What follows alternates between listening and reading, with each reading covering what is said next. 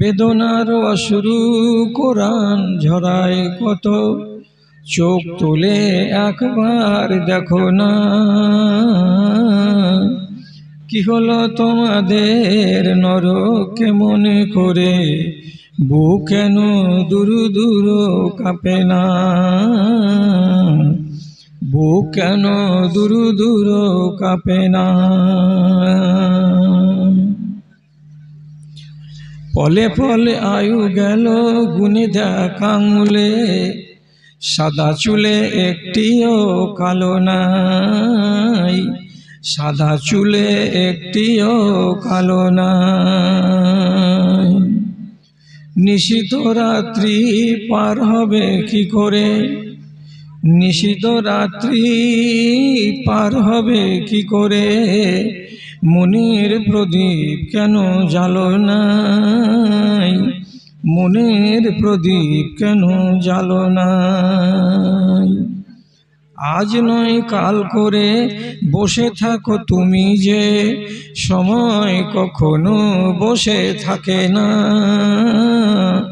কি হলো তোমাদের নরক মনে করে, বুক কেন দুরু দুরু কাঁপে না,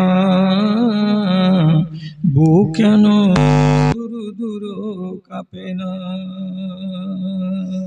এই জন্য রাসূলুল্লাহর কাছে একদিন একটা লোক জিজ্ঞেস করে বললেন, আইয়ুল মুসলিমে খায়রুন, হে আল্লাহ পাকের রাসূল, আমাদের ভেতরে হাজার হাজার মুসলমান আছে, এই মুসলমানগুলোর ভেতরে সবথেকে ভালো মুসলমান কোনটাকে বলা যাবে?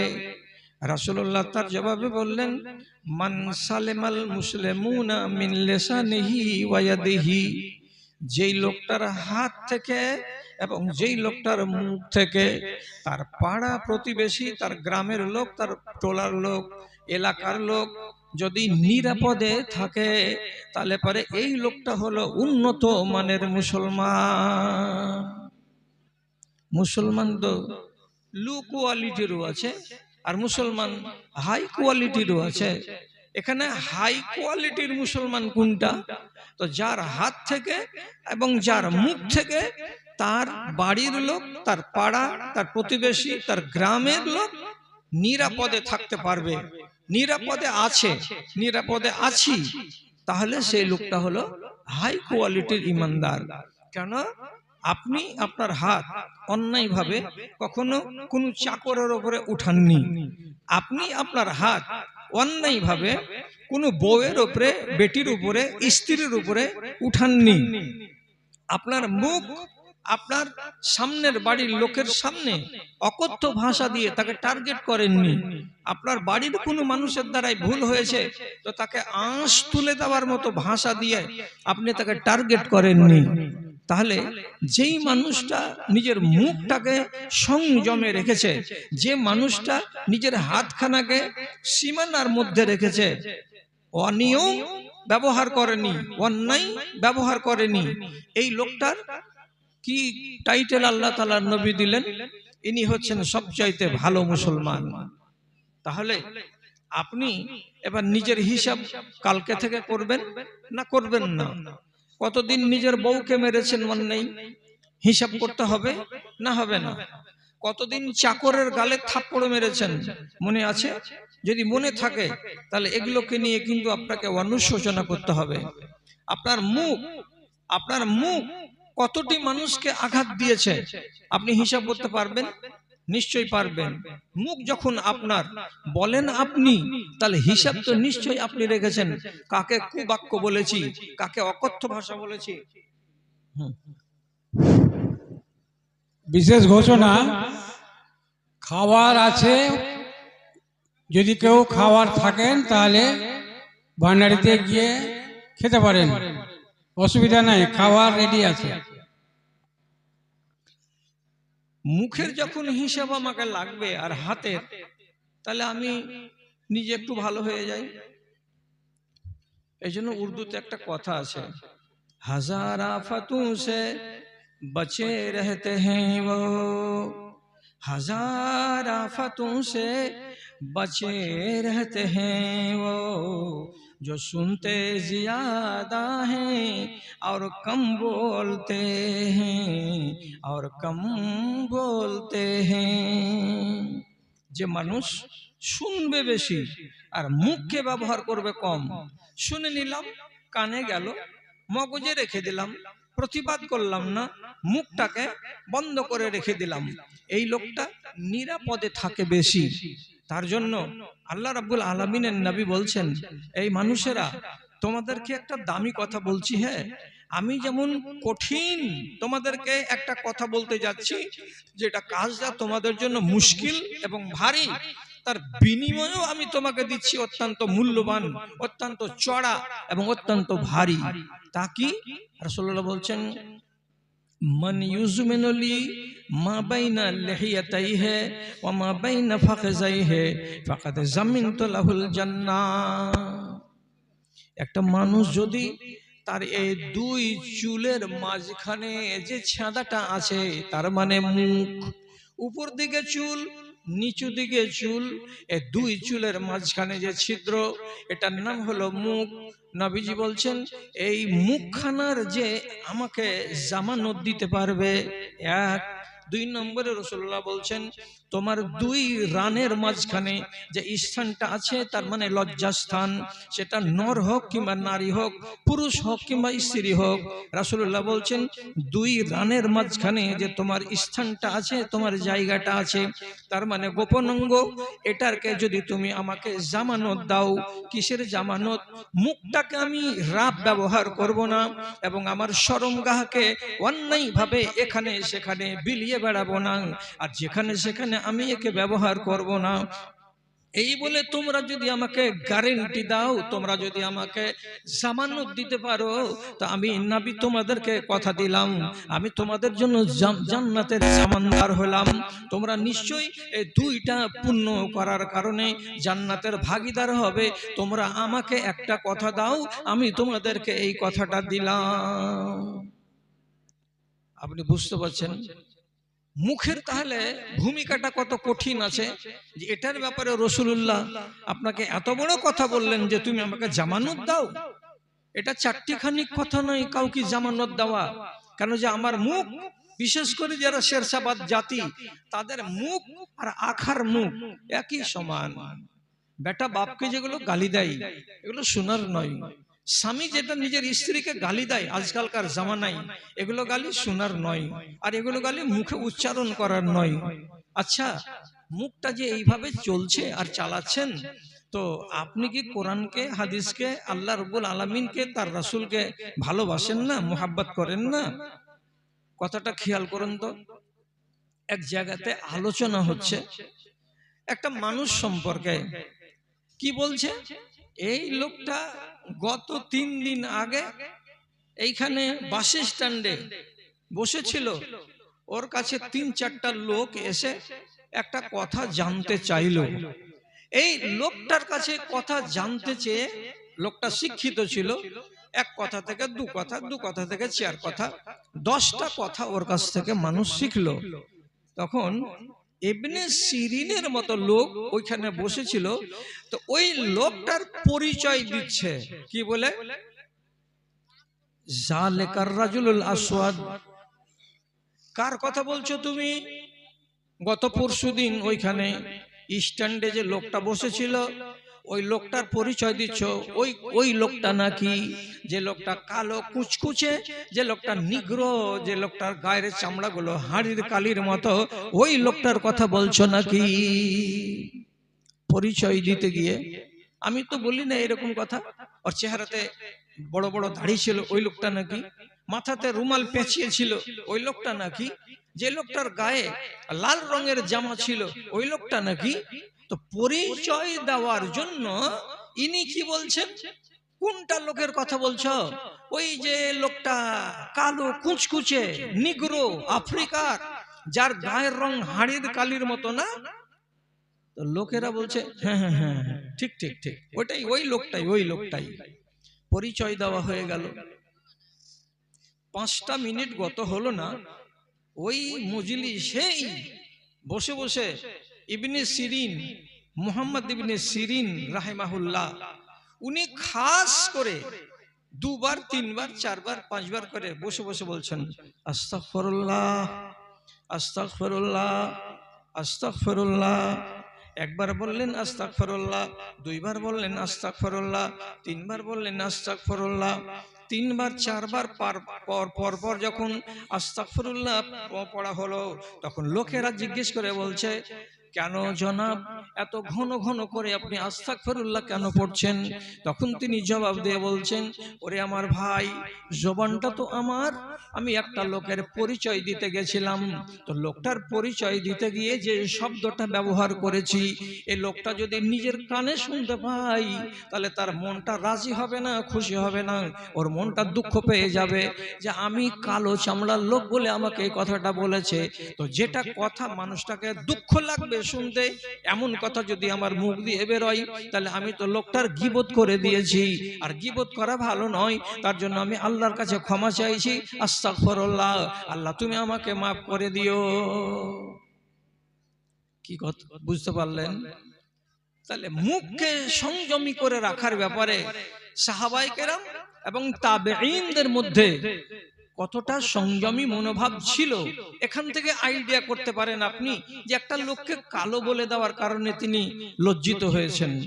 এখন এর সাথে যদি আপনাকে আমি মূল্যায়ন করি আর করার পরে বলি যে আপনি এদের মতো হয়ে যান, আপনি আমাকে পাল্টা প্রশ্ন করে বলবেন, তুমি 1400 বছর 1450 বছর পরে আমাদের এই যুগের মানুষগুলোকে সাহাবী হতে বলছো, তো সাহাবী হতে আমি কি নিষেধ করব যে আপনি সাহাবী হয়েন না? ওদের মতো ঈমানওয়ালা যদি না হতে পারেন, তো তাহলে কমসে কম নিজের চরিত্রটাকে তো ওদের মতো বানাতে পারবো, যে হ্যাঁ আমিও এইরকম বাজে কথা মুখে উচ্চারণ করি না, আর আমার মুখটাকে আমি সংযমের মধ্যে রেখেছি। রাসূলুল্লাহর ৯টা বিবির ভেতরে একটু জেনে রাখেন, কাজ দিবে, সব থেকে হাইটে লম্বা যে স্ত্রী, তার নাম হচ্ছে সাউদা বিনতে জামআ। আমি আর আপনি যদি 5.5 ফিটের হই, তাহলে রাসূলুল্লাহর ওই বিবি ছিলেন 6 ফিটের উঁচু। দেখতে গেলেই 10 জন মানুষের মাঝখানে ওকে যেখানেই দেখা যাবে, আপনি আমি অমুক তমুক যারা মদিনার লোক ছিল, তারা সহজেই বলতে পারতো এটা রাসূলুল্লাহর বিবি সাউদা বিনতে জামআ। খুব উঁচু ছিলেন হাইটে। আচ্ছা বাপজানেরা, দক্ষিণ দিকে আপনারা আছেন, আপনারাকে বলছি, এই যে ফকিরটা কে আছে, ওকে এক ধাক্কা দিয়ে এখান থেকে বাইর করেন।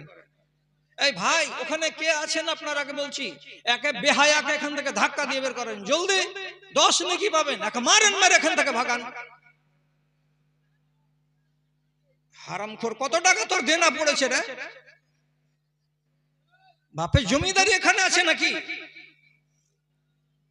মানুষের ঘাড়ির উপরে এসেছে ভিক্ষা করছে, কত বড় বউ আমার বিহাই বেটা, নির্লজ্জ কোথাকার। মুর্শিদাবাদে চা বিক্রি করবে ঘাড়ের উপরে উপরে উপরে, একটা লোক নিষেধ করবে না। মজলিস কেমন হবে? উপরে যদি চাদর টাঙিয়ে দেওয়া যায়, তো ছপের খাটের চাদর যেন কোনো জায়গায় উঁচ নিচ থাকে না, ওই রকম থাকবে। আর কেমন হবে? মাথার উপরে যেমন পাখি আর শিকারী তাকে নল দিয়ে মারার জন্য যায়, তো পায়ের তলাতে শুকনো পাতাতে যখন পা ফেলবে, তো মুচমুচ আওয়াজ করতে গেলে পাখিটা টের পাবে, তখন ফুরুত করে পালিয়ে যাবে। তো শিকারী যেমন পা গুলোকে ফেলবে বিড়ালের মতো করে আস্তে আস্তে করে, ঠিক সেই রকমই থাকবে রাসূলুল্লাহর মজলিস। তিনি এই কথাটাই বলেছেন যে আমার মজলিসে হবে কি রকম আচরণটা, তো এই রকম আচরণটা। আপনারা ঠিক আছেন, আপনাদের কোনো দোষ নাই, বাইরের মানুষ এসেই অশান্তি করছে এখানে বেশি। ভালো করে শুনুন, রাসূলুল্লাহর আরেকটা বিবি, আমি দোষ গাইছি না, আল্লাহ আমাকে তুমি মাফ দিও আমার যদি দোষ হয়ে যায়। রাসূলুল্লাহর আরেকটা বিবি সবটি বিবির ভেতরে সাইজে ছোট, সাইজে সব থেকে ছোট, তিনি হলেন হাফসা রাদিয়াল্লাহু তাআলা আনহা। তো হাফসা হলো ইহুদির বেটি, বড় নেতার বেটি, ছোট মোটো নেতা নয়, খাইবারের সব থেকে যেটা বড় নেতা, সেই নেতার বেটি হলো এই হাফসা সাফিয়া রাদিয়াল্লাহু তাআলা আনহা। তো সাফিয়া যে ছোট সাইজের, তার জন্য আম্মা আয়েশা অর্থাৎ রাসূলুল্লাহর আরেক বিবি, এ তখন রাসূলুল্লাহর সামনে বিবিদের আলোচনা পাঠতে গিয়ে বলছেন, আলাইসাত সাফিয়াতু কাজা ওয়া কাজা ইয়া রাসূলুল্লাহ। শব্দটা কিন্তু লুকা আছে। তা আমি নিজে থেকে যদি বলি তো রাসূলুল্লাহর স্ত্রী হচ্ছেন মুমিনিনদের মা, তাহলে আমি আমার মায়ের কুৎসা করব? কাজে শব্দটি যখন লুকানো আছে, স্পষ্ট নেই হাদিসে, তা আমি আর খুলতে গেলাম না। আম্মা আয়েশা শুধু রাসূলুল্লাহকে বললেন, আল্লাহ পাকের রাসূল, আপনার বিবি সাফিয়া এরকম নয়। আল্লাহ পাকের রাসূল, আপনার বিবি সাফিয়া সাইজে কি ওই রকম নয়, তাকে দেখতে কি এইরকম লাগে না, তাকে দেখতে কি ওই রকম লাগে না। শব্দগুলো ছিল কিছুটা আপত্তিকর। যেমন আপনাকে যদি আমি দেখতে পাই আর আমি বলি যে এই লোকটা বেঁটে, আপনাকে যদি আমি দেখতে পাই আর আপনার পাগুলো যদি ছোট ছোট লাগে, তো আমি হয়তো বলি যে লোকটা কেমন, দেখো তো দেখতে কেমন লাগছে, কেমন কেমন লাগছে, দিয়ে যদি বাজে ভাষাগুলো ব্যবহার করি, তো ঠিক এই রকমই আম্মা আয়েশা কোনো একটা আপত্তিকর শব্দ সাফিয়া সম্পর্কে বললেন। কেন? যে সাফিয়া ছিলেন সাইজে অত্যন্ত ছোট। তখন নবী করিম সাল্লাল্লাহু আলাইহি সাল্লাম নিজের বিবি আয়েশাকে ডেকে বলছেন, আয়েশা, লাকাদ মাজিজতে বে কালেমাতিন লাউ মাজাজাত বে মাইল বাহারে লাসারা মুনতিনান। তুমি আমার বিবি, ওটাও আমার বিবি। তোমার সাইজ হলো 5.5 ফিট, আর ওই বিবিটার সাইজ হলো 4.5 ফিট। ওই মেয়েটার সাইজে ছোট আর তুমি সাইজে নরমাল পজিশন। এই জন্য তুমি যদি আর একটা মেয়ে ছেলের এই ভাষা দিয়ে মন্তব্য করো, এটাকে আল্লাহ রাব্বুল আলামিন পছন্দ করেন না।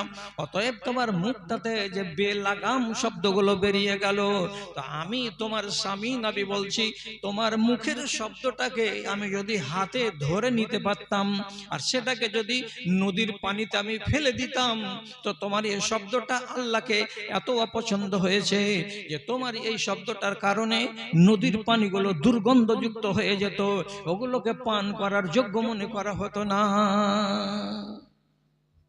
তাহলে যদি রাসূলুল্লাহ নিজের স্ত্রীকে বলতে পারে যে তোমার মুখের ভাষাগুলো একটু গোলমেলে হলো, আর এমন গোলমেলে হলো যে নদীর পানি পর্যন্ত বিষাক্ত হয়ে যেতে পারে, এবার আপনি নিজে বলেন তো, আপনি যদি হিসাব বলে বিশ্বাস করেন যে না আল্লাহর কাছে আমাকে দাঁড়াতেই হবে হিসাবের জন্য, আর কেন বিশ্বাস করবেন না রে বাপ?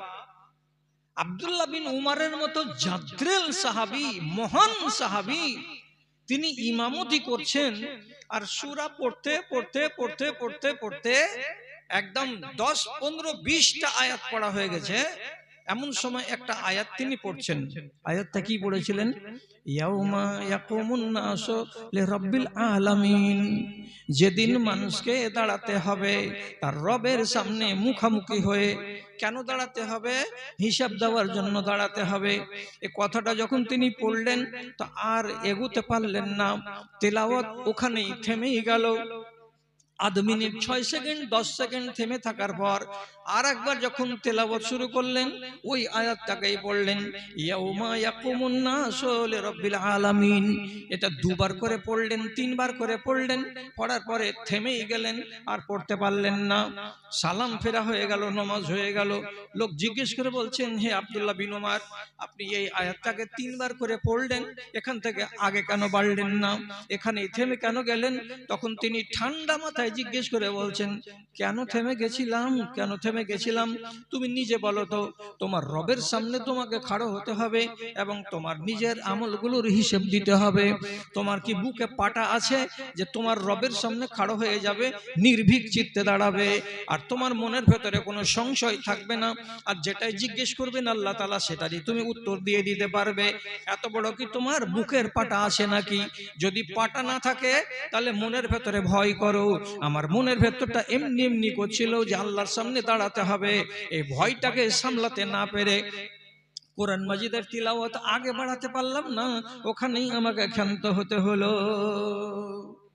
আপনার মনে যদি বিশ্বাস থাকে যে আমাকে দাঁড়াতে হবে আমার রবের সামনে, তাহলে আপনি এ কথাটা ভাবুন যে আমার জবান কোন দিকে চলছে আর আমার হাত কিভাবে চলছে। আর একটু কথা বলি আপনাকে, একদম সহি কথা বলছি, একটু ঝুট কথা নয়। ভাবতে অবাক লাগবে আমি এগুলো কেন বলি।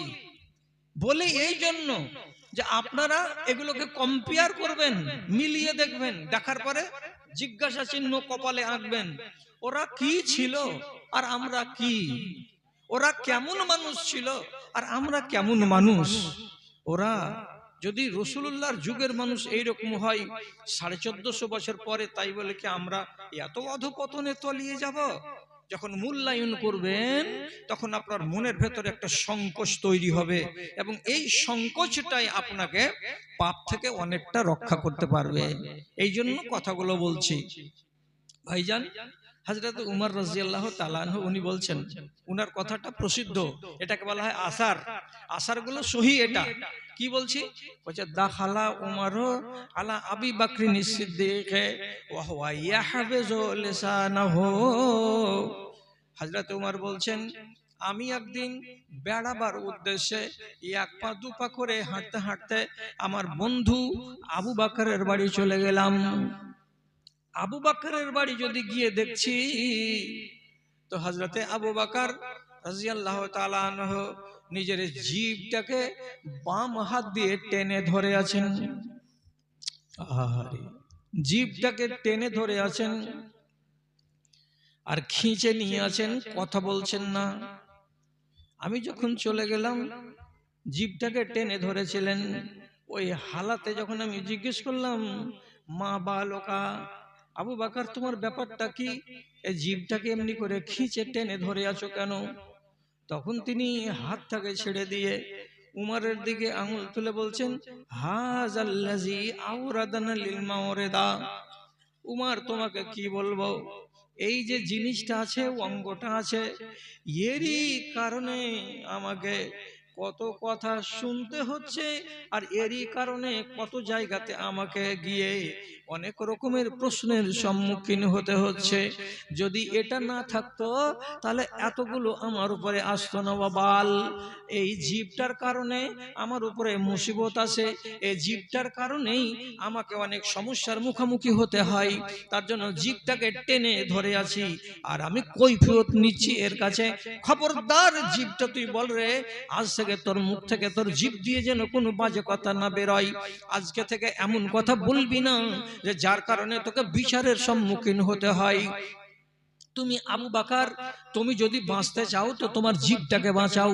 এই জন্য জিভকে শাস্তি দিচ্ছি, আর কথাটা যেন আমি ভুলে না যাই, যে যদি মুখ থেকে ফসকে বাজে কথা বেরিয়ে যায় তো আবার তোমাকে টেনে ধরবো, আবার তোমাকে আমি খিঁচে ধরবো। কেন তুমি তোমার মুখ দিয়ে, তোমার জবান দিয়ে এমন বাজে কথা বের করতে গেলে? আল্লাহ, এই লোকটার কি চেহারা না ঈমান! তিনি যে এই কাজটা করছেন, আপনি ভাবুন তো একবার যে তার ঈমানটা কত ছিল। আর এত বড় ঈমানদার লোক এই কাজ করবেন, কল্পনা করা যায়?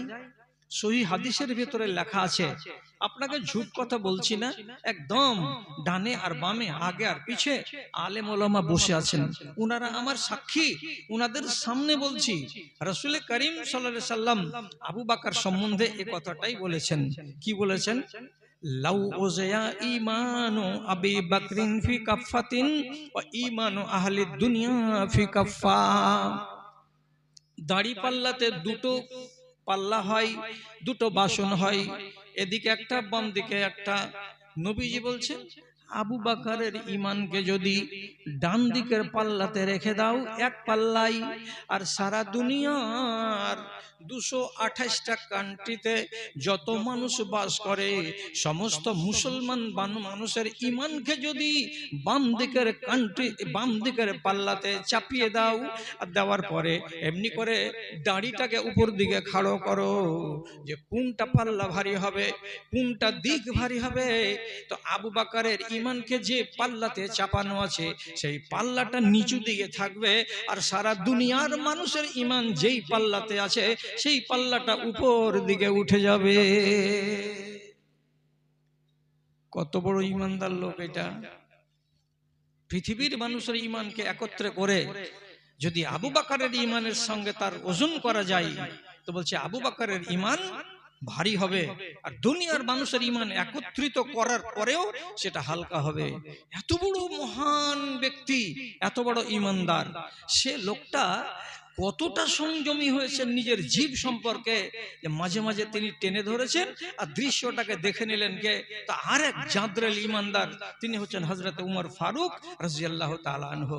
ওহরে কি তামাশা, কি কথা এগুলো! এই কথাগুলো যখন আমি দেখছি আর এগুলো পড়ছি আর জানছি, তখন খোদার কসম খেয়ে বলছি আপনাদেরকে, আপনারা আমাকে গালমন্দ করিয়েন না। আমি তো 12 মাসের ভেতরে 7 মাস সফরে থাকি জালসায়। পাকুড়ি স্টেশনে যদি আমি উত্তরবঙ্গ এক্সপ্রেসে উঠি জেনারেলে, অথবা আমি কামরূপে উঠি ফারাক্কাই, অথবা আমি যোগবনী এক্সপ্রেসে উঠি, তো দেখতে পাবো যে 10-20টা দিল্লি খাটা আমার জাত ভাই জেনারেলে আছেই আছে। গাড়ি যদি খালি 10 মিনিট লেট চলে আর কোনো স্টেশনে 3 মিনিট একটু লেট করে দেয়, কোনো কারণবশত সিগন্যাল না হয়, এমন ফেন্সি করে গাল দিবে, আর শালা উমুকের মাদার ইন্ডিয়ার গাড়ি, শালা উমুকের এই এর শালা গাড়িকে লেট চালাচ্ছে শালা দিয়ে, আর 14 গোষ্ঠীর ইজ্জতে ট্রাক্টর চালিয়ে দিয়েও আর মনটা ক্ষান্ত হয় না।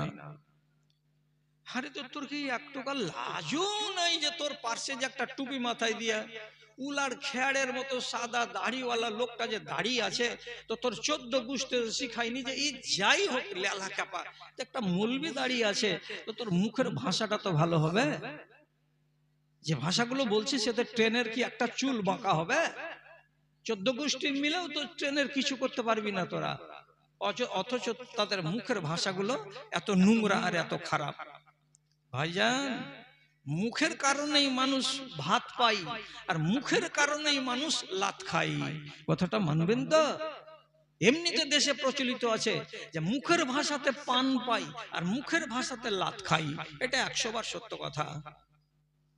জি, যুদ্ধ থেকে রাসূলুল্লাহ চলে আসছেন, সাথে ছেলেরাও আছে মেয়েরাও আছে। একটা মেয়ে ছেলের উট বা উটনিটা দুর্বল হয়ে গেছে, হাঁটতে পারে না, জোরে জোরে ধীরে ধীরে হাঁটছে, আর রাসূলুল্লাহর দলটা কাফেলাটা বারে বারে এগিয়ে যাচ্ছে।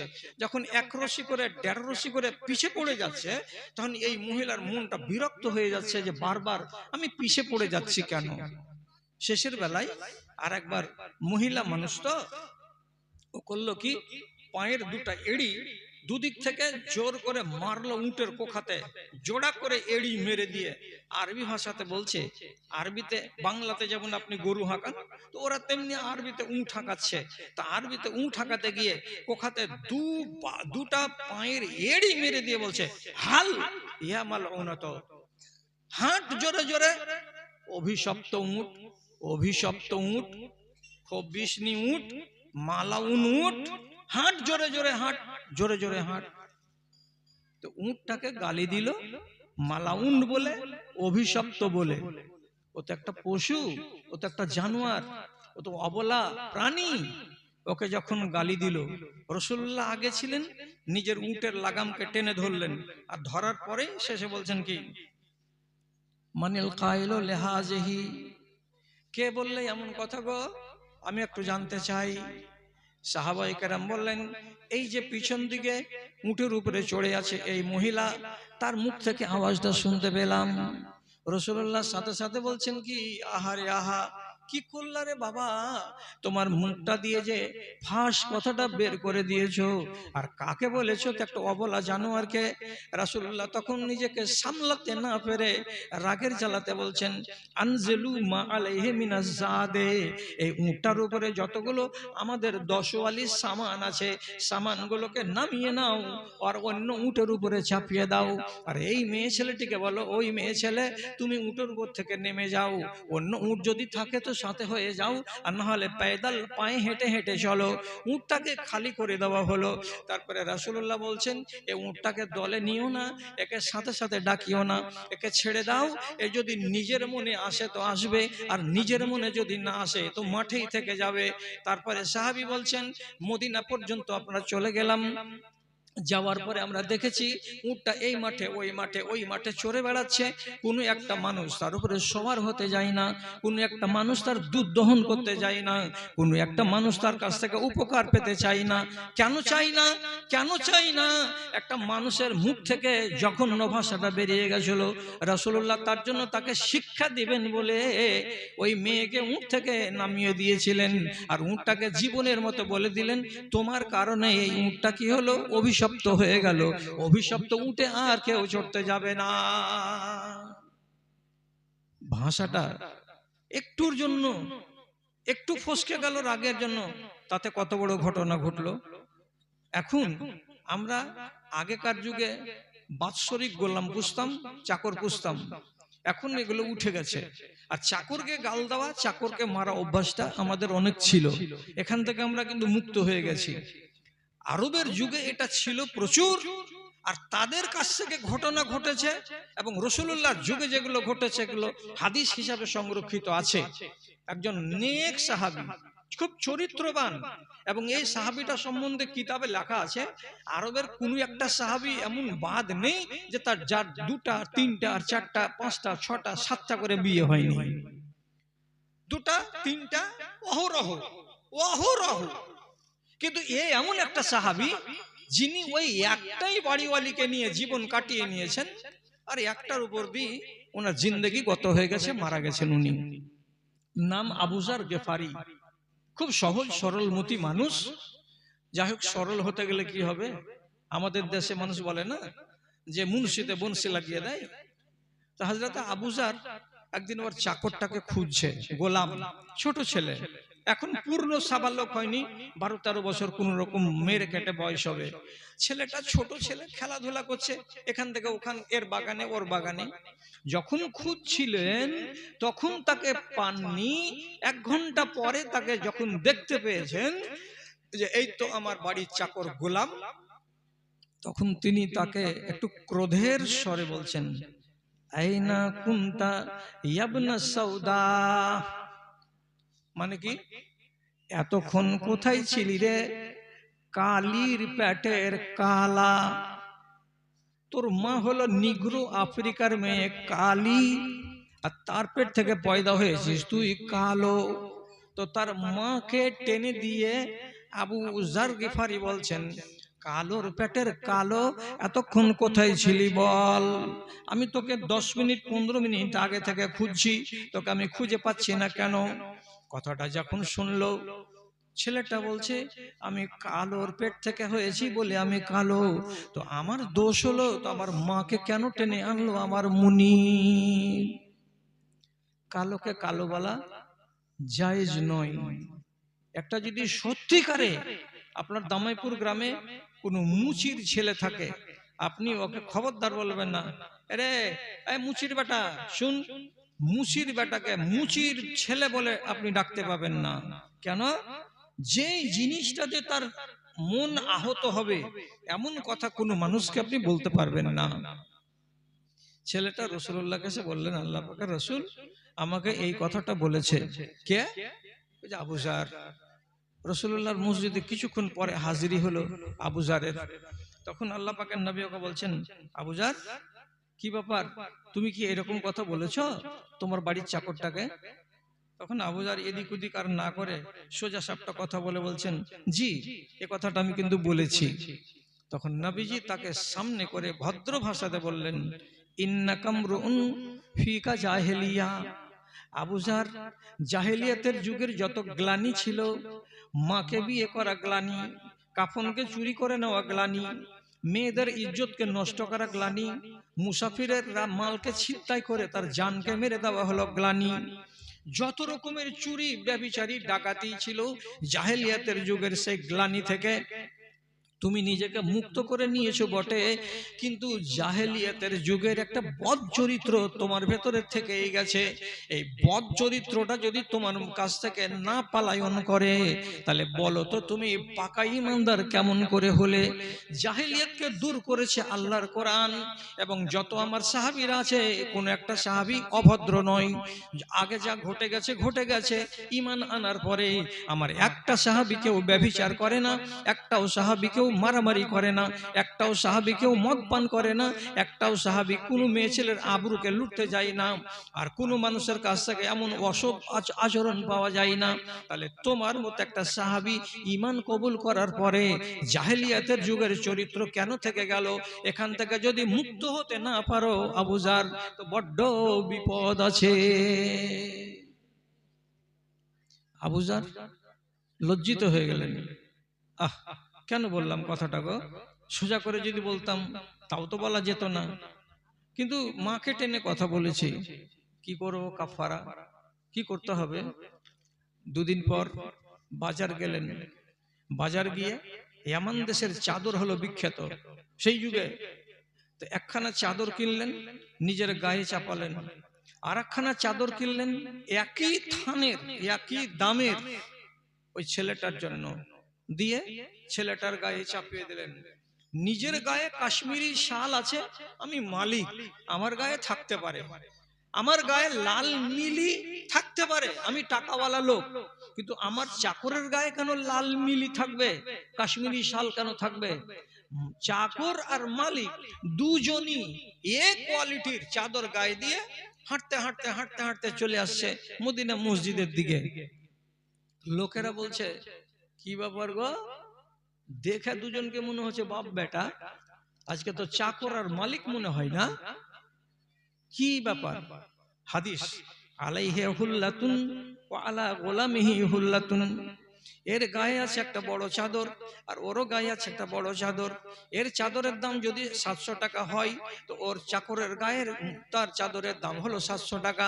একই দামের একই রঙের চাদরটা গায়ে দিয়ে মালিক আর চাকর দুজনই হেঁটে হেঁটে চলে আসছে। লোকেরা জিজ্ঞেস করলো, এমনটা কেন করেছো? তখন আবু যার রাদিয়াল্লাহু তাআলা আনহু বলছেন, আইয়ারতুহু বিউম্মিহি, আমি 3 দিন আগে একটা ভুল করেছিলাম, আমি একটা অন্যায় করেছিলাম, সেই অন্যায়টা আমার জুবানের দ্বারাই হয়েছিল, আর আমি সেই ভুলটা করেছি বলে তার খেসারত দেওয়ার জন্য এই ছেলেটাকে একই দামের চাদর গায়ে দিয়েছি, যাতে করে রব্বুল আলামিন আমার ভুলের কাফারাটা মেনে নেন, যাতে করে আমি যে কথাটা বলেছিলাম সেটা যেন মার্জনা হয়ে যায় আর আমার খাতাটা যেন পরিষ্কার হয়ে যায়। এর দ্বারাতে এটাই কামনা করেছি বলে আমি তাকে এত দামি চাদর তার গায়ে তুলে দিলাম। ভাই কি কথা? যদি এগুলোর থেকে আপনি সবক না নেন, তাহলে আর কি দিয়ে আপনাকে সবক দিব? আমি তো ইচ্ছা করলে কাশ্মীরে এই ঘটে গেল, আমি তো তুলতে পারি। বিহারের ইলেকশনে এই হয়ে গেল, আমি তো তুলতে পারি। এসআই এর ফর্ম ফিল আপ করতে গিয়ে 16টা বিএলও মরে গেল, আমি তো আলোচনা করতে পারি।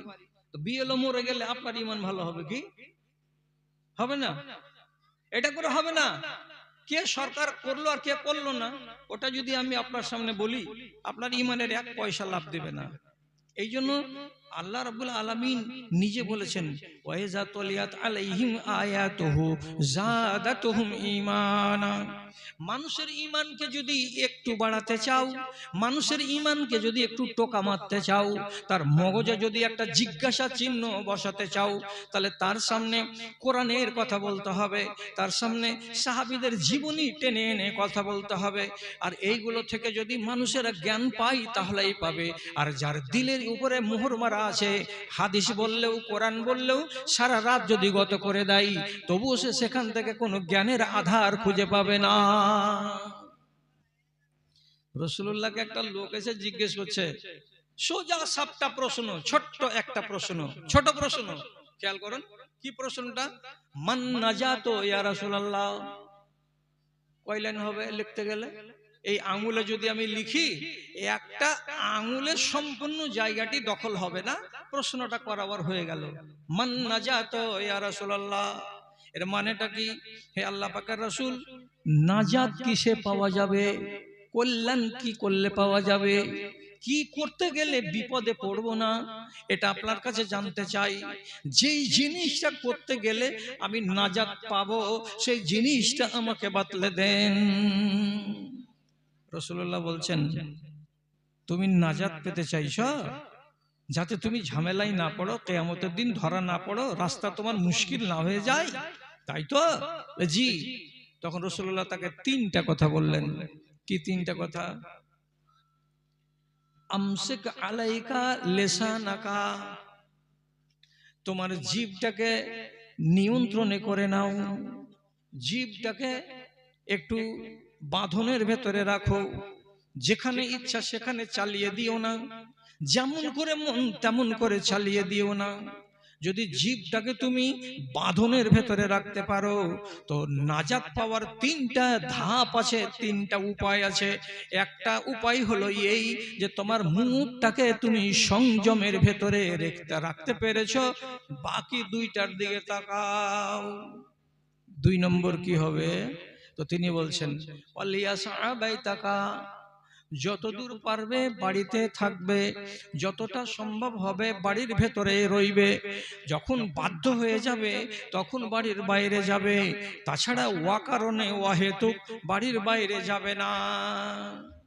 কি বুঝলেন? বাড়ির বাইরে যাবে না, বাড়িতে থাকো। বাইরে বের হলে কি হবে? তোমার একটা সামনে কোনো লোকের সাথে দেখা হয়ে গেল, তার সাথে তোমার পুরাতন কোনো বিবাদ ছিল, তালে পেয়ে গেলে লোকটার সঙ্গে ঝাড়াঝাড়ি করে নিলে, অহেতুক কেন করতে গেলে কাজটা? বাজারে গেলে, বাজারে গিয়ে এমন কোনো গায়ের মুসলিম মহিলাকে দেখলে যে মহিলা জীবনে পর্দার পরোয়া করে না, ওর গলা দেখা যাচ্ছে, ওর শরীর দেখা যাচ্ছে, ওর আধা উলঙ্গ শরীর যেখানে সেখানে নজর পড়ছে, ওর শরীরের চড়াই উতরাই, ওর গঠন সবকিছু আকার আকৃতি আমার আপনার চোখে পড়ছে, আপনি যদি ওইগুলোর দিকে একবার নয় দুইবার, দুইবার নয় তিনবার আপনি যদি এইভাবে দেখে নেন, তাহলে ওয়াহেদুক আপনি যে নিজের নজরটাকে নিয়ন্ত্রণে রাখতে পারলেন না, তো তাহলে আপনি তো ক্ষতি করে বসে গেলেন। আচ্ছা, তাই আবার আপনি হাঁটতে হাঁটতে চলে যাচ্ছেন, বাজারে পটল কিনলেন, এই কিনলেন সেই কিনলেন, এক জায়গাতে দেখতে পাচ্ছেন গোল হয়ে প্রায় 500 জন লোক দাঁড়িয়ে আছে, আর ধুমধাম ধুমধাম মিউজিক বাজছে, আর একটা বেটা ছেলে মেয়ে ছেলে সেজে নাচ দিচ্ছে, গান গাইছে, গানটা আবার মুখের নয়, গানটা বাজছে রেকর্ডে, আর মুখটাকে হিলাচ্ছে, তো আপনি মনে মনে ভাবছেন যে এর গলা কত সুন্দর। আপনি গিয়ে দাঁড়ালেন, এরা কি করছে? ওই যে এরা ধাতু পড়বে না এই ওষুধগুলো বিক্রি করছে, ধাতু বন্ধ করা। ওইখানে গিয়ে দাঁড়িয়ে এত নোংরা, এত জঘন্য ভাষণ ওদের মুখ থেকে বের হচ্ছে, সেগুলো 5 মিনিট বসে বসে দাঁড়িয়ে দাঁড়িয়ে আপনি শুনলেন। তাহলে কেন গেলেন শামসি বাজার? বাজার যদি না যেতেন, যদি বাড়িতেই থাকতেন, কিংবা বাড়ির পার্শ্বেকার দোকানটা থেকে অল্প কটা সামান ছিল নিয়ে নিতেন, তো তাহলে আপনি এত বড় ফাসাদে পড়তেন না। এই জন্য রাসূলুল্লাহ কি বলছেন? ওয়ালিয়াসআকা বাইতাকা, যতদূর পারো বাড়ির ভেতরেই থাকো, যখন তোমার কোনো অগতি নাই তখন অগত্যা বাড়ি থেকে বের হবে। মনের হরসে বাজারে যেও না, মনের হরসে দোকানপাটে গিয়ে বসে থাকিও না, কারণ ওইগুলো ভালো জায়গা নয়। যেখানে যেখানে দোকান আছে সেখানে সেখানে খেলতামাশার কথা হয়, আর ওখানে ঈমান চলে যাবে এমন আলোচনাগুলো হয়। এই জন্য বাজারকে রব্বুল আলামিন নাই বলেছেন দুনিয়ার সবচাইতে নোংরা জায়গা হলো বাজার, এখানে যেতে হবে না। আর একটা কি 3 নম্বরে রাসূলুল্লাহ বলছেন ওয়াবকি আলা খাতিয়াতিকা, যেগুলো পাপ করেছো তুমি জানো, আমরা তো কেউ মানুষ হিসেবে জানি না, তুমি নিজের পাপের খবর নিজেই রাখো। আর এই পাপগুলো যদি মনে হয়ে যায় তো নির্জনে বসে তোমার চোখের 2 ফোঁটা গরম গরম পানিগুলোকে গালের উপরে নামিয়ে আনো। যদি চোখের গরম পানিগুলো একটা ফোঁটা ঝরাতে পারো তো নবীজি অন্য হাদিসে বলেছেন হারামাল্লাহু আলাইহিন নার, মাছির মাথার সমপরিমাণ যদি আল্লাহর ভয়ে একটা বিন্দু পানি গাল পর্যন্ত নেমে আসে তো নবীজি বলছেন ওই লোকটার উপরে আল্লাহর জাহান্নামের আগুন হারাম হয়ে যায়। তুমি তোমার গুনাহকে বলে স্মরণ করো, আর গুনাহ যদি আছে বলে মনে হয়ে যায় তো নির্জনে বসে চোখের পানি ঝরাও। এই 3খানা কাজ যদি করতে পারো রে, তাহলে তুমি নাজাত পেয়ে যাবে। আর নাজাত পাওয়ার জন্য তোমাকে 3টা ধাপের কথা দিলাম, একটা যদি থাকে বাকি 2টা না থাকে কল্যাণ হবে তো দেরি হবে, 2টা যদি থাকে আর একটা যদি না থাকে তাহলে কল্যাণ হবে কিন্তু লেট হয়ে যাবে। আর 3খানাই যদি পালন করে দিতে পারো তুমি অবশ্যই অবশ্যই অবশ্যই কল্যাণ পেয়ে যাবে। ভাই আমার, একই কথা বলে চলে যাচ্ছি, একই কথা বলে চলে যাচ্ছি, অথচ গোড়াতে একটা হাদিস বলেছিলাম মান সালামাল মুসলিমুনা মিন লিসানিহি ওয়া ইয়াদিহি, যেই মানুষটার হাত থেকে আর যেই মানুষটার মুখ থেকে দুনিয়ার মানুষেরা নিরাপদে থাকে। আপনার হাতের খবর দেন, আপনি তো মুখের খবর দিলেন আর মুখের খবর নিলেন, আপনার হাত কিভাবে চলে এটা বলেন। আজকে কি একটা মোবাইল নিয়ে কি হলো আর না হলো, চোখের সামনে সরকারি পিটন গড়গড়ানি, 50টা ছেলে মিলে একে আর ওকে, হাত যে কতটি পড়লো আর চললো। তো সকালে কমিটিকে বসতে হবে বিচার বিবেচনা করতে। হাতটা যে উঠে যাচ্ছে কাউরি ওপরে, এই হাতটাকে আপনি ওয়াজিব উঠাচ্ছেন না অন্যায় উঠাচ্ছেন, এটা দেখতে হবে আপনাকে। আপনি যদি বিশ্বাস করতে না পারেন তাহলে আপনাকে আমি সত্য কথা বলছি, আমার যেখানে টাইম আছে সেই টাইম খানিকে দুভাগ করা আছে। 15টা মিনিট আছে ভিক চাহার জন্য, আর 1.25 ঘন্টা আছে আপনার সাথে কথা বলার জন্য। আমি আমার ঘড়ির দিকে দেখে আছি, আপনার টাইমকে ইনশাআল্লাহ আমি খেয়ানত করব না, আর ডান আর বাম করব না। তার আগে মাঝখানে আমাকে আপনি টুকাটুকি করিয়েন না। রাসূলুল্লাহ উহুদ যুদ্ধের দিন লাইন সোজা করছেন, সোজা করো লাইন, লাইন সোজা থাকতে গেলে কাম সোজা হবে, এবং নিয়ন্ত্রণ যিনি করছেন তার পক্ষে সুবিধা হবে। যেগুলোকে ভাগ করে করে দিয়েছেন, একটা গ্রুপের নাম হলো মাইমানা, এদিকে ডান দিকে এরা আছে 4 লাইন, এদিকে হলো মাইসারা, এদিকে আছে এরা 4 লাইন, এরা বাম ভাগের ভাগ। একগুলো আছে সামনের সারিতে, এরা আছে 4 লাইন। তো রাসূলুল্লাহ যুদ্ধের ময়দানে গেলে মিলিটারিদেরকে এইভাবে উনি ভাগ করে করে দিয়ে আলাদা আলাদা করে খাড়ো করতেন, এবং সংকেত ব্যবহার করতেন। কি সংকেত? ডানের লোকগুলো ঝাঁপিয়ে পড়বে, বামের লোক ঝাঁপাবে না, বামের লোক ঝাঁপিয়ে পড়ো, ডানের লোক ঝাঁপাবে না, সামনের লোক ঝাঁপিয়ে পড়ো, সামনের লোক ঝাঁপাবে, ডান আর বাম দাঁড়িয়ে দাঁড়িয়ে দেখবে। যিনি নিয়ন্ত্রণ করবেন তিনি এই 3 ধরনের মিলিটারির দিকে তাকিয়ে থাকবেন আর দেখবেন, তাহলে সুচারু রূপে যুদ্ধকে নিয়ন্ত্রণ করা যাবে এবং জয়কে ছিনিয়ে আনা যাবে। তো রাসূলুল্লাহ লাইন সোজা করছেন, আর লাইন সোজা করতে করতে এক জায়গাতে কি হয়েছে, একটা সাহাবী একটু আধখানা হাত পরিমাণ লাইন থেকে বেড়ে আছে। তো লাইন থেকে যখন খানিকটা বাড়া আগে, তো রাসূলুল্লাহ সোজা করতে গেলে হাতে ছিল একটা ছড়ি, এই যে লাঠি, এই লাঠিটা দিয়েই ইশারা করছেন আর সোজা করছেন, ইশারা করছেন আর সোজা করছেন।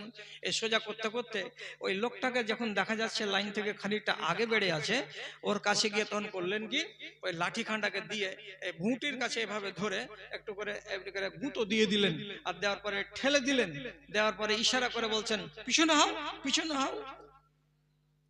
তো লাঠি যখন এখানে গুঁতো দেওয়া গেল, তো খানিকটা ব্যথা লাগলো, নিশ্চয়ই লাগলো ব্যথা। এই যে রাসূলুল্লাহর লাঠি থেকে লোকটা আঘাত পেল। তো যুদ্ধের পর একদিন ফুরসাত সময়ে রাসূলুল্লাহর সামনে এসে বলছেন, আউজাতানি ইয়া রাসূলুল্লাহ, আল্লাহ পাকের রাসূল আপনি তো আমার ব্যথা করে দিয়েছেন কোখাতে। উহুদের যুদ্ধের দিন লাইন সোজা করার কালে আমি একটু বেড়ে গেছিলাম লাইন থেকে, আপনি মুখে আমাকে বলে আর হাত দিয়ে যদি আমাকে সরিয়ে দিতেন সেটাও হয়ে যেত, কিন্তু আপনি হাত দিয়ে আমাকে সরাননি। আপনার হাতে যে লাঠিটা ছিল সে লাঠি দিয়ে আপনি গুঁতো মেরেছিলেন, আরে গুঁতো মারাতে আমার বড় কষ্ট হয়েছে, আমি কিন্তু এখনো কষ্টটা অনুভব করি। সাহাবীর নাম ওক্কাসা বিন মেহসান। যখন রাসূলুল্লাহর মুখের এই কথাটা শুনলেন তখন হাসি মুখে বলছেন, ইস্তাকিদ মিন্নি ইয়া ওক্কাসা, এই ওক্কাসা আমি তোমাকে আঘাত করেছি, তুমি আমাকে আঘাত করো। আমি তোমাকে যত জোরে গুঁতো মেরেছি তত জোরে তুমি আমাকে গুঁতো মারো। আমি কোনো দেনা দুনিয়াতে রেখে যাব না। এটা যদি অন্যায় হয়ে থাকে তাহলে অন্যায়টাকে আমি শোধ করে নিব দুনিয়াতে, যাতে তুমি আমার বাদী না হতে পারো কিয়ামতের দিন। এই জন্য প্রিয় নবী জানাবে মুহাম্মাদুর রাসূলুল্লাহ সাফ ভাষাতে বলছেন, তুমি আমার কাছ থেকে বদলা নিয়ে নাও। আল্লাহু আকবার। রাহমাতুল লিল আলামিন তিনি বলছেন যে আমার কাছ থেকে তুমি বদলা নিয়ে নাও, আমি বদলা দিয়ে দিতে রাজি আছি। সাহাবী চক্কর খেলে গেল একটা, দিয়ে বদলা নেওয়ার জন্য লাঠি হাতে করে তৈয়ার। সব সাহাবী ডানে আর বামে বড় বড় চোখ করে দেখছে আর বলছে, ওরে সুবহানাল্লাহ, আরে কোন কাজ করতে যাচ্ছ খেপা, কি করছো তুমি? রাসূলুল্লাহর শরীরে আঘাত করে তুমি বদলা নিবা? আর খুবাইব রাদিয়াল্লাহু তাআলা আনহুকে আবু সুফিয়ান বলেছিল মক্কাতে যখন শুলিতে চড়াই খুবাইবকে, তখন তিরস্কার করার জন্য বলেছিল যে খুবাইব, তুমি যদি আজকে বাড়িতে হতে আর তোমার জায়গায় যদি নবী মুহাম্মদকে শুলিতে চড়া হতো তো কেমন তোমাকে ভালো লাগতো? তুমি বেঁচে যেতে আর তোমাদের নবী শুলিতে চড়ে যেত। খুবাইব সেদিন বলেছিল, কি বললে তুমি? আমার জায়গাতে রাসূলুল্লাহ শুলিতে চড়বেন আর আমি বেঁচে যাব আর আমার বাল বাচ্চার সামনে আমি আনন্দিত হয়ে থাকব? খবরদার, এমন কথা বলো না।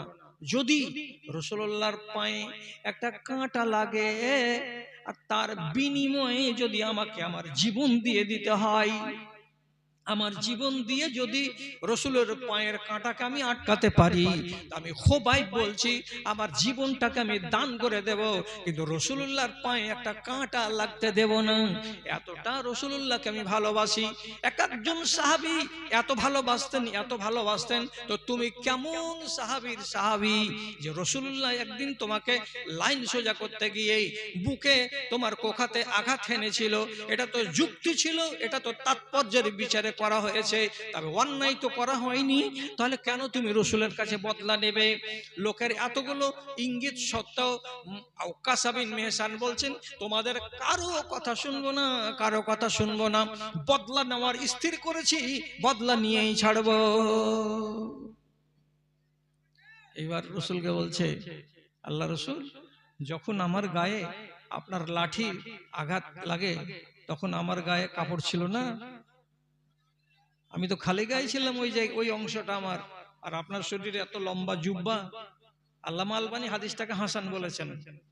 কেউ 7-5 ভাবিয়েন না, অত কাঁচা কথা বলে ঝুটা কথা বলে পালাবো না এখান থেকে। তো আমার গায়ে তখন কাপড় নেই আর আপনার গায়ে কাপড়, তো আমি এভাবে কেমন করে বদলাটা নিব?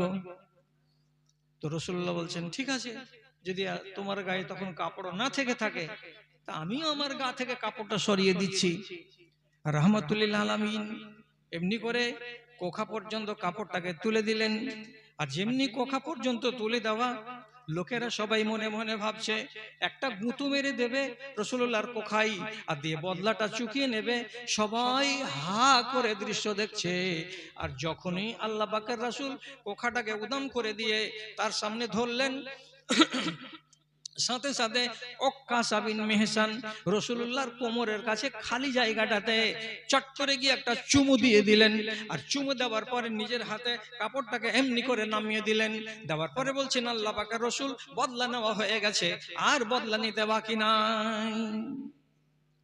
রাসূলুল্লাহ বলছেন, এটা কোন কথা হলো? তুমি এভাবে আঘাত মারতে চাইলে আর তুমি এখানে পিঠে চুমা খেলে আর খাওয়ার পরে জামাকে নামিয়ে দিলে আর দেওয়ার পরে বলছো যে যা আমার করার ছিল করা হয়ে গেছে, আমি আমার বদলা চুকিয়ে নিয়েছি। তো এটা কেমন বদলা হলো? তখন সাহাবী বলছেন, ইন্নী উরিদু আন ইয়ামুসা জালাদি বে জালাদেকা জিলদি বে জিলদেকা, আমি চাইছি আমার চামড়াটা আপনার গায়ের চামড়ার সাথে একবার লাগুক।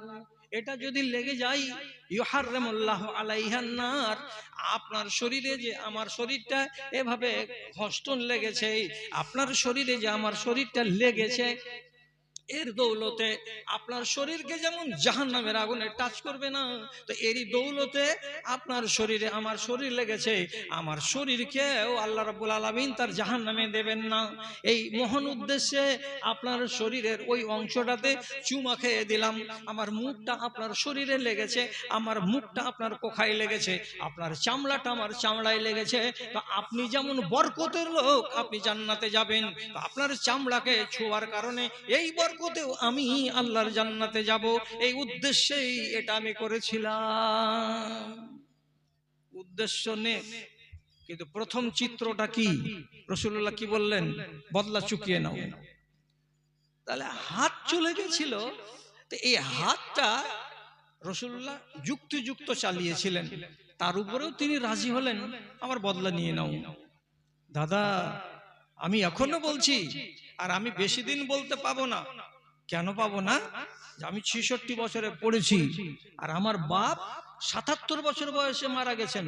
আমার বাপের সমান তাগত আমার ভিতরে নেই, আর ওর মতো আমার কাছে শক্তিও নেই।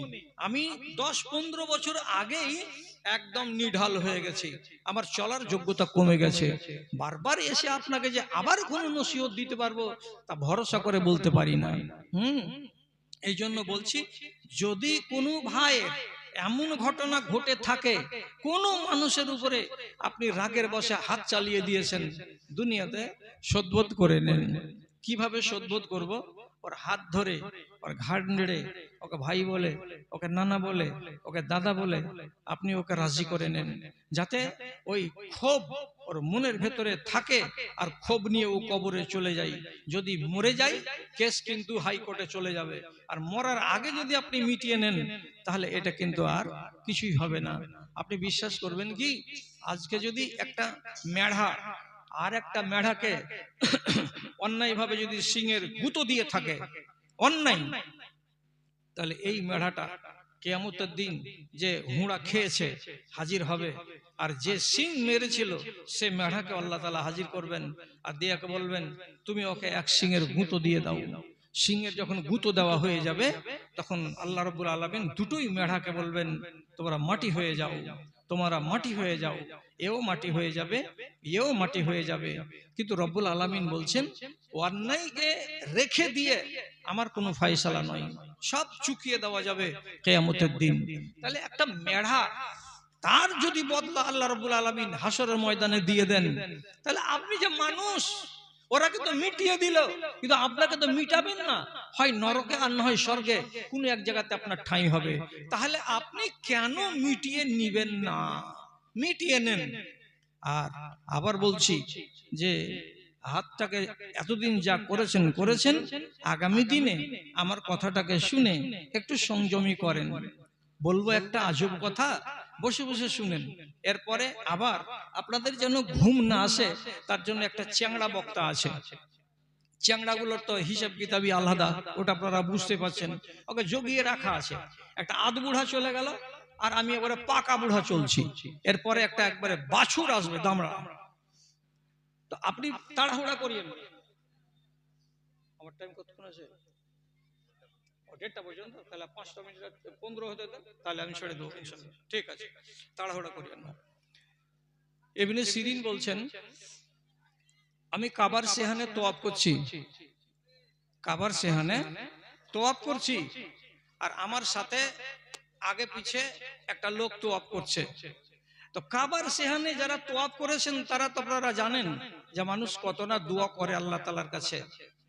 যদি বলেন যে মৌলভী সাহেব এগুলো বুঝতে পারি না আমরা, দাদা আমার যারা জুয়ান ভাই আছো তাদেরকে বলছি, ছোট ভাই আবার তোমার অ্যান্ড্রয়েড মোবাইলকে একবার চালু করো, আর কাবার তোয়াফ দেখো। কত মানুষ কাবার গিলাফকে ধরে কাঁদছে, কত মানুষ হাজারে আসওয়াদে মুখ লাগিয়ে কাঁদছে, কত মানুষ মুলতাজামে হাত লাগিয়ে কাঁদছে, কত পাগল আছে, বেকারার আছে। তোমারও ভিতরটা বেকারার হয়ে উঠবে যদি তামাশাগুলোকে দেখো। কত মানুষ দোয়া করছে নিজের গুনাহ খাতাকে মার্জনা করার জন্য। ইবনে সিরিন বলছেন, আমি একটা লোকের গোড়া দিয়ে হাঁটছি, তোয়াফ করছি, তোয়াফ করছি, তো লোকটা দোয়া করছে, বারে বারে কি বলে দোয়া করছে, কত দিকে খেয়াল করেন, আল্লাহুম্মা গফিরলি ওয়া ইন্নী আ'লামু ফাইন্নাকা লা তাগফিরুনি। কি মানে, হে আল্লাহ তুমি আমাকে মাফ করে দাও, কিন্তু আমি জানি তুমি আমাকে মাফ করবে না। কি কথা, তুমি আমাকে মাফ দাও, কিন্তু আমি জানি যে তুমি আমাকে মাফ করবে না। এটা কথা বারবার বারবার বলছেন। তখন আমি একবার ওকে থামিয়ে দিলাম, আর থামিয়ে দিয়ে বলছি, আরে বাবা দোয়া করছো আল্লাহ তাআলার কাছে, তো এইভাবে কেন, আল্লাহ তুমি আমাকে মাফ দাও, আর আমি জানি যে তুমি আমাকে মাফ করবে না, এই শেষের কথাটা কেন বলছো বারে বারে? তখন বেচারি চোখের পানি আরো ঝরিয়ে হাউমাউ করে কেঁদে বলছে, বাবারে, আমি যেটা পাপ করেছি পাপটা ছোটখাটো পাপ নয়, এই জন্য আমার হৃদয়টা বলছে আল্লাহ তাআলা আমাকে মাফ করবেন কিনা, এই জন্য কথা বলছি এইরকম করে, আল্লাহ তুমি আমাকে মাফ দাও। আবার বলছি আল্লাহ তুমি আমাকে হয়তো মাফ দিবে না। কি করেছো তুমি, কি করেছো তুমি? তো শুনো কি করেছি আমি। হযরতে উসমান গনি রাদিয়াল্লাহু তাআলা আনহু, তিনি হলেন ৩ নম্বর জান্নাতি ব্যক্তি এবং তিনি হলেন রাসূলুল্লাহর জামাই। তিনি একজন শহীদ মানুষ, এত নেককার মানুষ, দিনদার মানুষ, আল্লাহওয়ালা মানুষ, যাকে দেখতে গেলে আল্লাহর ফেরেশতারা পর্যন্ত লজ্জা করত, শরম করত, তার সামনে আসতে দ্বিধা করত। এত নেককার, পরেশগার, দিনদার আল্লাহওয়ালাকে যখন মার্ডার করা হলো, তাকে ধুইয়ে গোসল করে কাফন পরিয়ে দিয়ে বাইরে রাখা হলো। বাইরে রাখা আছে, মুখটা খোলা আছে, যারা যারা দেখার তারা তারা দেখে নিচ্ছে, চলে যাচ্ছে, দেখে নিচ্ছে, চলে যাচ্ছে। আমিও গেলাম দেখতে। আমার মনের ভেতরে রাগ ছিল, হযরত উসমানের বিরুদ্ধে ক্লেম ছিল, অন্যায় ক্লেম, একটাও ন্যায্য ক্লেম নয়, এগুলো বলার আমার কাছে সময় নেই। তো অন্যায় ক্লেমগুলো আমিও শুনে রেখেছিলাম। আমার মনের ভেতরে রাগ জন্মেছিল, যদি সুযোগ পাই কোনোদিন তা উসমানের গালে একটা থাপ্পড় মারবই মারবো। যতদিন পর্যন্ত তার গালে একটা থাপ্পড় না মারতে পাবো ততদিন আমার মনটা শান্তি পাবে না। উসমান যখন মারা গেলেন, কাফনে যখন শোয়ানো ছিল, লোকের ভিড় ছিল না, বারান্দাতে শোয়ানো ছিল। আমি সুযোগ পেয়ে গেলাম, মরা মানুষের কাছে গেলাম, দেখার ভান করে, আর দেখবো ঘোড়ার ডিম। আমি তার গালের উপরে, মরা মানুষের গালে ডান হাত দিয়ে তাড়াম করে একটা চড় কষে দিলাম। আর চড় কষে দেওয়ার পরে মনে মনে হাসতে হাসতে ওখান থেকে ফেরত চলে এলাম। উসমানকে মাটিতে ভরে দেওয়া হয়েছে, তারপর থেকে আমি আরামে নেই। আমার হাতে ঝিমঝিমি রোগ লেগে গেল, আমার হাতটা শূন্য হয়ে গেল আস্তে আস্তে। তারপরে কি হয়েছে, হাতটা আসবাহা উদান, একটা জীবনের কাঠ যেমন মরা ডাল হয়ে যায়, ওরকম মরা ডালের মতো আমার হাত হয়ে গেছে। এখানে কোনো শক্তি আমি পাই না। তার জন্য আমি ভাবছি আরো হয়তো আমার আযাব বেড়ে যাবে নাকি, আরো হয়তো আল্লাহ তাআলা আমাকে আরো কঠিন আযাবে ফেলবেন নাকি। যে হাতখানা দিয়ে চড় মেরেছিলাম, সে হাতখানা শুকনো কাঠের মতো হয়ে আছে। তাই আল্লাহ রাব্বুল আলামিনের কাছে কাবার প্রাঙ্গণে দোয়া করছি, আর বারবার করে বলছি, আল্লাহ মাফ করে দাও, কিন্তু জানি তুমি আমাকে মাফ করবে না। আল্লাহ তুমি আমাকে মাফ করে দাও, কিন্তু জানি তুমি আমাকে মাফ করবে না।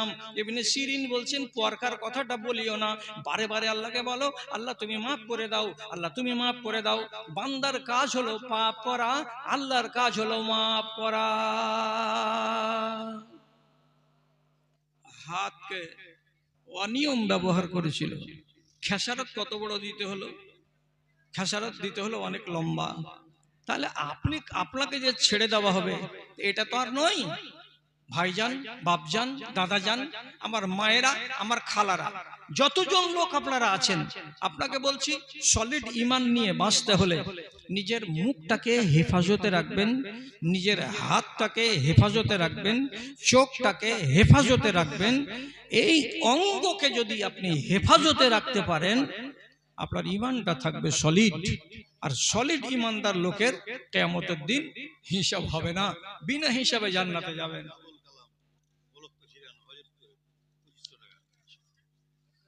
আবুল কালাম ব্লক প্রেসিডেন্ট, হযরতপুরের 2500 টাকা।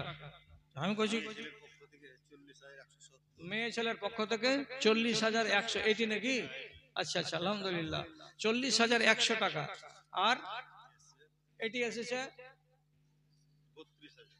এটাও মেয়ে ছেলের পক্ষ থেকে 32,850 টাকা। আলহামদুলিল্লাহ। তাহলে মা বোনদের কাছ থেকে 2 প্যাকেটে এসে